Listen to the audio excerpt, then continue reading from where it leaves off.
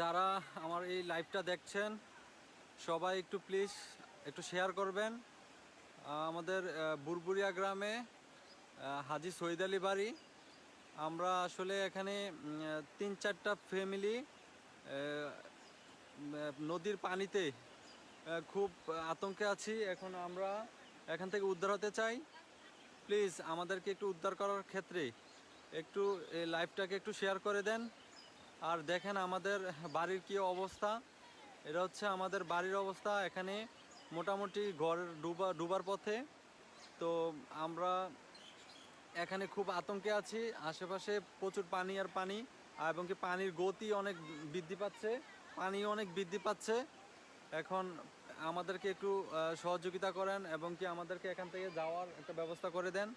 দেখেন এদিক দিয়ে আমাদের পাশের এই ঘর একদম ভাঙ্গা একদম চূর্ণ বিচূর্ণ হয়ে গেছে। পানির স্রোত অনেক, এখানে অনেক অনেক স্রোত অনেক। এখানে দেখা যাচ্ছে আমাদের এই যে ঘর, আমাদের ঘর একদম পানির নিচে চলে যাচ্ছে।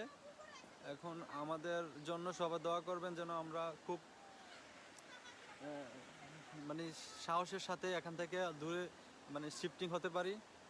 আমরা আসলে মানে কি বলবো, আমাদের মানে নিজের জীবনটা এখনও মানে খুব আতঙ্কের মধ্যে আছি।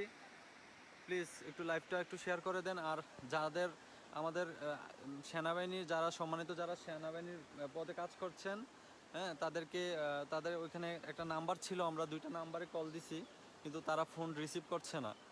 যদি কারোর কাছে ওরকম থাকে, নাম্বার থাকে, প্লিজ আমাদেরকে একটু কমেন্ট করে জানাবেন, যেন আমাদের তাদের সাথে যোগাযোগ করে যেন আমরা এখান থেকে একটা নিরাপদ স্থানে যেতে পারি।